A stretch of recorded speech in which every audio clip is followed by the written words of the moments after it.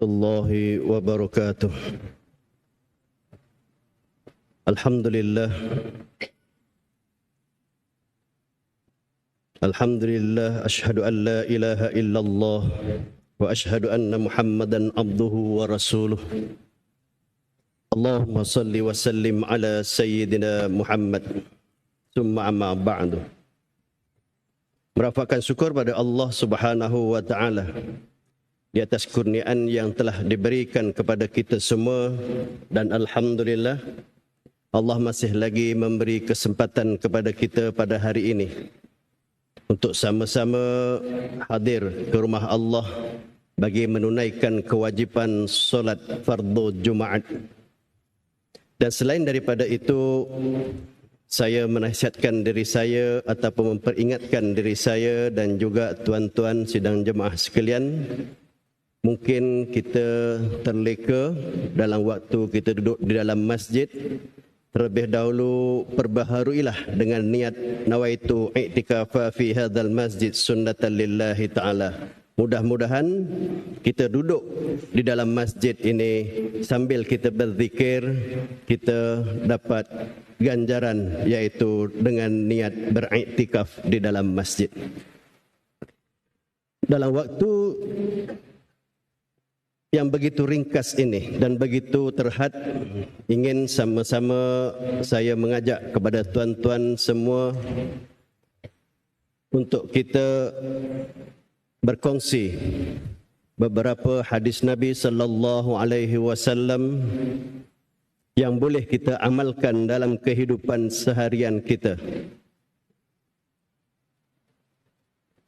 Wa an Abi Sa'id Al-Khudri radhiyallahu anhu أن رسول الله صلى الله عليه وسلم قال في قل هو الله أحد والذي نفسي بيده إنها لتعدل ثلث القرآن وفي رواية أن رسول الله صلى الله عليه وسلم قال لأصحابه أيعجز أحدكم أن يقرأ بثلث القرآن في ليلة فشق ذلك عليهم وقالوا أينا يطيق ذلك يا رسول الله فقال قل هو الله أحد الله الصمد ثلث القرآن. Hadis riwayat Al-Bukhari. Dari Abu Sa'id Al-Khudri radhiyallahu anhu, ia berkata bahawa Rasulullah sallallahu alaihi wasallam telah bersabda kepadaku tentang surah Al-Ikhlas. Apa dia? Demi zat yang diriku berada di tangannya, sesungguhnya ia sebanding dengan sepertiga Al-Quran. Dalam riwayat yang lain, bahawa Rasulullah sallallahu alaihi wasallam bersabda kepada para sahabatnya, apakah salah seorang dari kalian tidak mampu untuk membaca sepertiga Al-Quran dalam satu malam? Maka para sahabat pun merasa berat dan menerimanya seraya berkata, siapakah di antara kami yang mampu, wahai Rasulullah? Lalu beliau bersabda, Qul huwallahu ahad, Allahus samad, sebanding dengan sepertiga Al-Quran. Hadis ini menunjukkan kepada kita bahawa persoalan yang ditimbulkan adalah Nabi sallallahu alaihi wasallam menyatakan kepada para sahabat, siapakah di antara kalian yang mampu membaca 1/3 Al-Quran, yakni 10 juzuk Al-Quran dalam satu malam. Kalau kita melihat secara terus ataupun kita melihat atau mentafsirkan sesuatu itu dengan tanpa ilmu, maka kita akan beranggapan bahawa membaca Al-Quran 10 juzuk dalam satu malam bagi kita ni susah. Tetapi apabila kita melihat kepada huraiannya, yakni yang menyamai dengan kedudukan 10 juzuk Al-Quran atau 1/3 Al-Quran itu adalah membaca sekali surah Al-Ikhlas. Keutamaan surah Al-Ikhlas yang sebanding dengan 1/3 Al-Quran. Baik. Sebab itu para ulama, tok-tok kiai zaman dahulu, para alim ulama menyatakan apa dia? Hendaklah kita mempunyai bekalan sebelum kita meninggal dunia, iaitu bekalan 100,000 bacaan surah Al-Ikhlas untuk diri kita. Selain daripada zikir-zikir yang lain, yakni seperti mana yang disebutkan dalam hadis Nabi sallallahu alaihi wasallam, apa dia? Hendaklah kita sentiasa beristighfar, memohon ampun kepada Allah dalam waktu sehari itu 100 kali. Sekurang-kurangnya. Dan lebih baik perbanyakkanlah istighfar sebanyak yang mungkin. Dan juga yang sepatutnya kita amalkan dalam kehidupan kita seharian ialah dalam hadis yang lain Nabi mengajarkan kepada kita apa dia? Dengan bacaan yang mudah pada lafaz tetapi berat pada timbangannya, yakni barang sesiapa yang membacanya akan diampunkan dosanya walaupun sebanyak buih di lautan. Yang begitu mudah untuk kita lafaz ialah subhanallah wa bihamdihi subhanallahil azim. Kadang kita tidak begitu committed dalam mengamalkan zikir-zikir yang diajarkan oleh Nabi sallallahu alaihi wasallam. Sedangkan apa? Sedangkan zikir-zikir ini adalah suatu zikir yang boleh untuk memfidak akan dosa kita. Sebab hadis Nabi dah menyebut, bacalah yang pertama istighfar, jangan terlepas dalam kehidupan seharian kita dengan istighfar 100 kali. Yang kedua disebut tadi, janganlah terlupa dan terlepas pandang dengan bacaan subhanallah wa bihamdihi subhanallahil azim 100. Dan juga ada zikir yang lain hendaklah kita amalkan dalam kehidupan seharian kita. Kita menginginkan keampunan daripada Allah, tapi dalam waktu yang sama kita kurang berusaha, hanya bertawakal sahaja. Itu tidak betul caranya. Caranya kita berikhtiar dan kemudian kita faidza azamta fatawakkal 'alallah, kita berazam, kita berikhtiar, mudah-mudahan Allah menerima, barulah kita bertawakal kepada Allah Subhanahu wa taala. Dan yang ketiga, saya mengajak kepada diri saya dan juga tuan-tuan, amalkanlah zikir harian dengan bacaan la ilaha illallah wahdahu la syarikalah. Lahul mulku wa lahul hamdu yuhyi wa yumit wa huwa ala kulli syai'in qadir 100 kali juga. 100 kali. Selain daripada zikir la ilaha illallah dan selain daripada berselawat ke atas Nabi sallallahu alaihi wasallam, berselawat perbanyakkanlah selawat sebanyak yang mungkin yang boleh. Lebih-lebih lagi kita berada pada hari ini, iaitu hari Jumaat yang penuh barakah. Perbanyakkanlah berselawat ke atas Nabi sallallahu alaihi wasallam.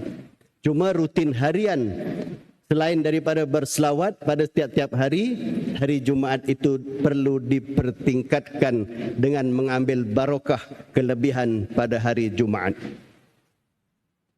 Berbalik kepada surah Al-Ikhlas, bahawa membaca 1/3 Al-Quran secara terus-menerus adalah sulit dan menyusahkan.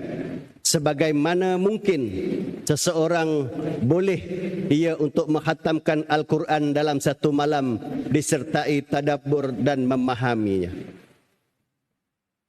Surah Ikhlas ini sebanding dengan 1/3 Al-Quran dari segi maknanya. Dari segi maknanya. Kerana Al-Quran ini berisi dengan hukum dan khabar dan tauhid. dan al-ikhlas mencakupi akan ketauhidannya, yaitu mencakupi bidang tauhid. Dan dianjurkan bagi kita semua, yang mana para alim ulama untuk memberikan beberapa pertanyaan kepada muridnya, bolehkah menggunakan kata-kata yang berbeza dengan apa yang dipahami secara langsung? Kerana kata sepertiga bila dipahami secara langsung, maksudnya adalah sepertiga dari jumlah yang tertera dalam Al-Quran. Kemudian nampaklah kepada para sahabat bahawa 1/3 tersebut bukanlah itu yang dimaksudkannya, yakni ganjarannya seolah-olah membaca 1/3 Al-Quran. Dan kalau kita membaca surah Ikhlas, dalam hadis yang lain menyebut dengan 3 kali membaca surah Al-Ikhlas, maka bersamaanlah kita seolah-olah membaca satu Quran sehingga khatam. Dalam hadis yang lain pula disebutkan bahawa seorang mendengar akan orang lain membaca surah Al-Ikhlas secara berulang-ulang, yakni sentiasa di bibirnya membaca surah Al-Ikhlas. Qul huwallahu ahad, Allahu samad, lam yalid wa lam yulad wa lam yakul lahu kufuwan ahad. Dijadikan sebagai wirid baginya. Lalu keesokan harinya ia datang kepada Rasulullah menceritakan kejadian tersebut. Seakan-akan dia menganggap remeh. Orang ni tak kerti baca surah lain ke? Asyik baca surah Ikhlas, surah Ikhlas, surah Al-Ikhlas. Lalu mengadulah kepada Nabi SAW dan menganggapkannya perkara ini remeh. Maka Rasulullah SAW bersabda dan menjawab akan pertanyaan ini tadi, demi zat yang diriku berada di tangannya, sesungguhnya ia sebanding 1/3 Al-Quran. Hadis riwayat Bukhari juga. Apa yang kita dapat ambil? Bahawa mengamalkan bacaan surah Al-Ikhlas baik ketika solat ataupun di luar solat adalah baik bagi amalan kita seharian agar dapat menjinakkan dan juga melembutkan hati kita agar tidak sentiasa angkuh dan tidak merasa hebat. Kita manusia ada beberapa sifat yang sedia, iaitu sifat angkuh, sifat sombong, sifat bangga diri, sifat riak. Maka perbanyakkanlah dengan membaca Al-Quran, dan salah satunya daripada Al-Quran itu adalah surah Al-Ikhlas. Dapatlah sedikit sebanyak melenturkan sifat keegoan kita, sifat mazmumah kita, agar kita tunduk dan sentiasa taqarrub kepada Allah Subhanahu wa taala. Boleh juga membaca satu surah yang berulang-ulang, tidak menjadi kesalahan. Mungkin itu saja yang kita hafal. Mungkin kita mempunyai satu perkara ataupun kita ketidakbolehan untuk membaca. Cuma itu saja yang kita ingat. Qul huwallahu ahad, Allahu samad, lam yalid wa lam yulad wa lam yakul lahu kufuwan ahad. Boleh kita ulang-ulang berkali-kali walaupun di dalam solat kita seharian.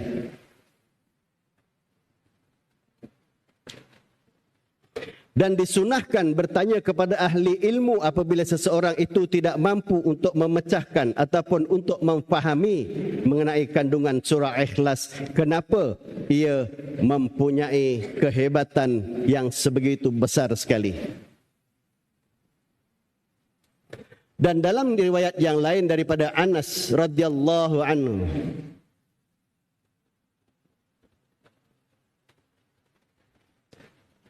bahawa seseorang berkata, wahai Rasulullah, sesungguhnya aku menyukai surah ini, yakni surah Qul huwallahu ahad. Dan beliau bersabda, sesungguhnya menyukai surah itu akan memasukkan kamu di dalam syurga. Hadis ini disebutkan dan diriwayatkan oleh At-Tirmizi dan ia berkata hadis ini adalah hadis hasan. Hadis hasan apa dia? Hadis ini adalah hasan diriwayatkan oleh Al-Bukhari secara muallaq dan diriwayatkan secara mausul oleh At-Tirmizi dari Jarul Al-Bukhari dari Ismail bin Abi Uwais dan katanya sanadnya itu adalah sanad yang hasan. Dan boleh membaca satu surah yang sama di setiap rakaat dalam solat. Rakaat pertama kita membaca surah Ikhlas juga. Sebab untuk mengambil keberkatan, untuk mengambil kelebihan fadilat surah Ikhlas ini, boleh kita mengulang-ulang membaca satu surah yang sama di setiap rakaat kerana sahabat membaca Al-Ikhlas dalam setiap rakaat. Ada sandaran dia. Boleh kita membaca surah Ikhlas berulang-ulang seperti mana yang disebutkan. Dan juga boleh menggabungkan dua surah dalam satu rakaat. Sebagai satu contoh, rakaat pertama kita membaca surah Tabbat sebelum Ikhlas, Tabbat siada abi lahabi wa tab sehingga selesai, dan kemudian kita sambung dengan surah Ikhlas. Boleh dibolehkan dalam solat untuk mengambil barakah surah Ikhlas itu. Dan pada rakaat kedua pula boleh membaca dengan surah Ikhlas dan juga disambung dengan surah Al-Falaq. Qul a'udzu birabbil falaq pun dibolehkan untuk mengambil dan juga beramal dengan hadis Nabi, yaitu kelebihan surah Al-Ikhlas. Dan disebutkan juga bahawa keutamaan mencintai surah Al-Ikhlas yang dapat memasukkan pelakunya, yakni yang sentiasa membaca dan mengamalkan serta memahami apakah maksud dengan surah Ikhlas itu, masuk ke dalam syurga yang disebutkan dalam hadis ini.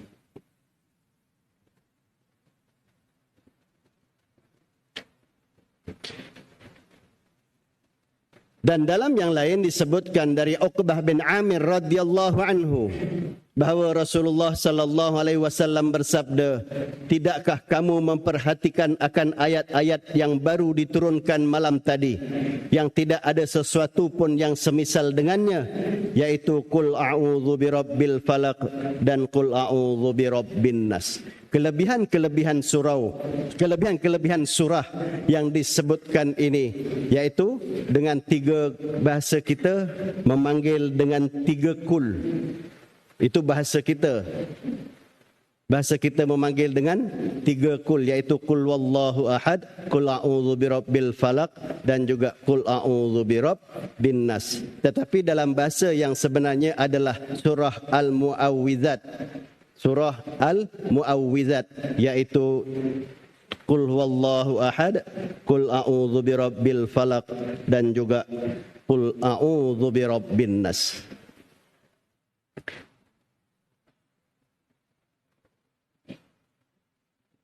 Rasulullah sallallahu alaihi wasallam berlindung daripada bangsa jin. Tadi kelebihan surah Al-Ikhlas. Dan kemudian mengenai kelebihan surah sambungan, yaitu Al-Mu'awwidzat selepas surah Al-Ikhlas, yaitu surah Qul a'udzu birabbil falaq dan Qul a'udzu birabbin nas. Rasulullah sallallahu alaihi wasallam berlindung dari bangsa jin dan kejahatan mata dengki manusia. Sampailah turun dua surah Al-Mu'awwidzat.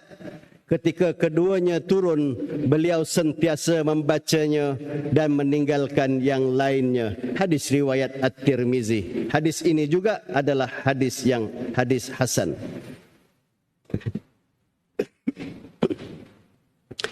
Diperbolehkan meminta perlindungan, yaitu kita memohon kepada Allah dengan membaca surah-surah ini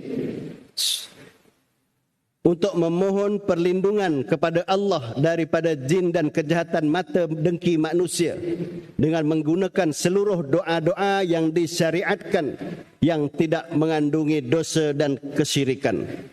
Dan juga surah Al-Mu'awwizat ini sudah mencukupi untuk ru'yah. Untuk ru'yah, adapun bacaan ru'yah selain dari keduanya belum mencukupi tanpa dibacakan dengan Al-Mu'awwizat, iaitu tidak dibacakan dengan Qul huwallahu ahad, Qul a'udzu birabbil falaq dan Qul a'udzu birabbin nas, maka belum mencukupi untuk ru'yah. Dan disunahkan bagi seorang hamba untuk sentiasa berlindung kepada Allah dengan menggunakan dan mengamalkan Al-Mu'awwizat. Kerana apa?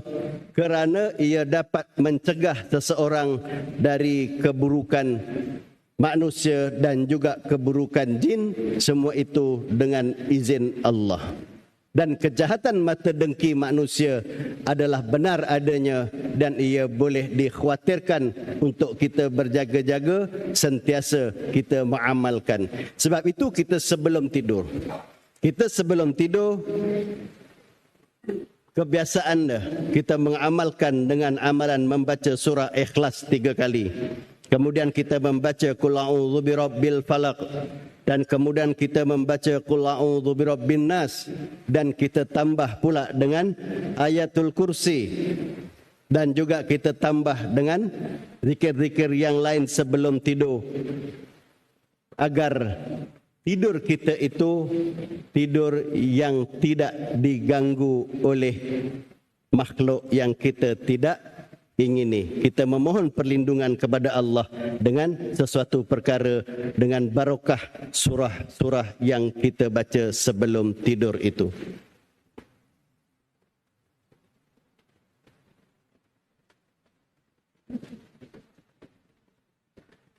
Itu beberapa kelebihan surah, yaitu surah Ikhlas, surah Falaq dan juga Qul a'udzu birabbin nas.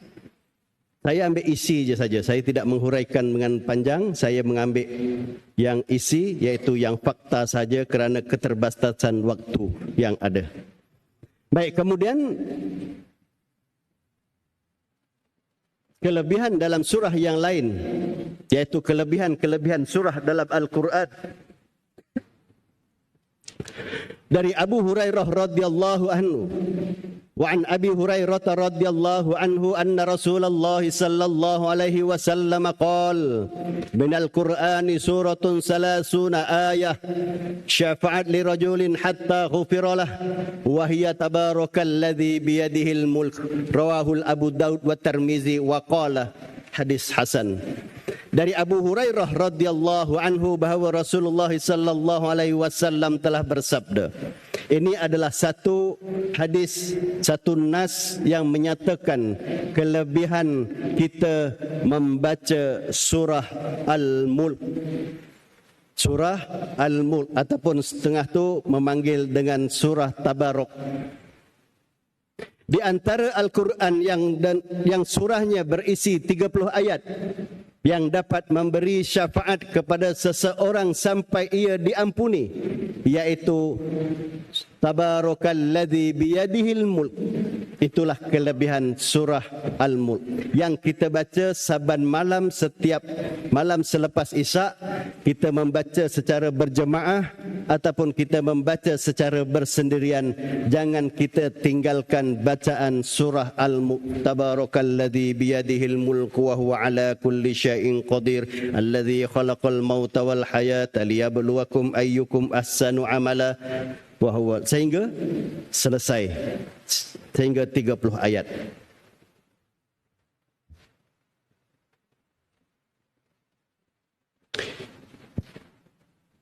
Yang mana surah tersebut dapat memberi syafaat kepada orang yang membacanya dan mengamalkannya, dan jumlah ayat semua surah sifatnya tauqifiyah dan penetapannya, penjelasannya adalah disebut dengan surah Tabarok, yakni yang dapat memberi syafaat dan dapat menghindarkan si pelaku, yakni yang membaca surah Al-Mulk pada setiap malam, dapat menghindarkan dirinya daripada api neraka.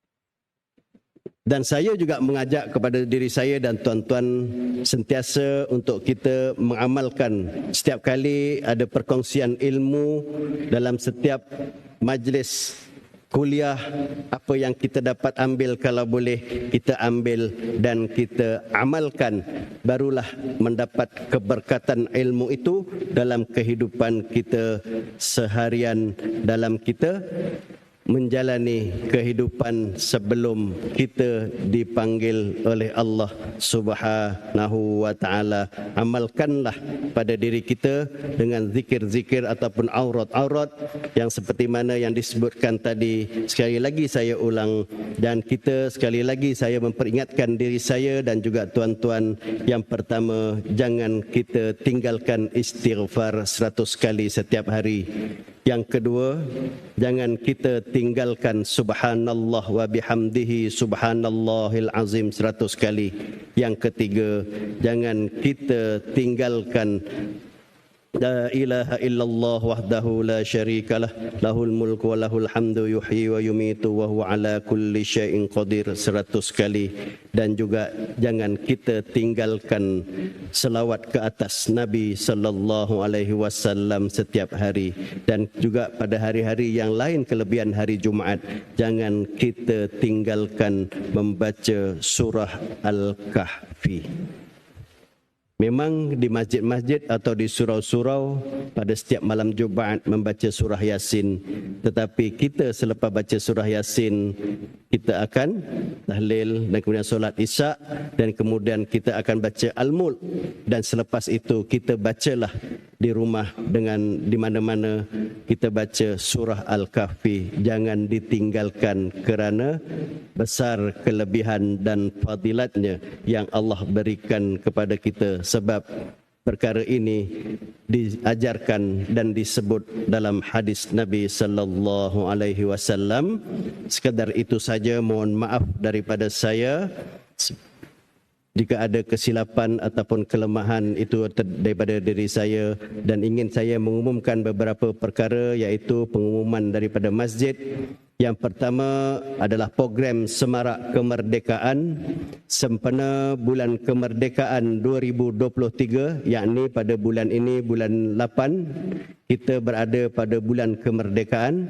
Masjid Kota Damansara akan menjalankan beberapa program pengimarahan masjid.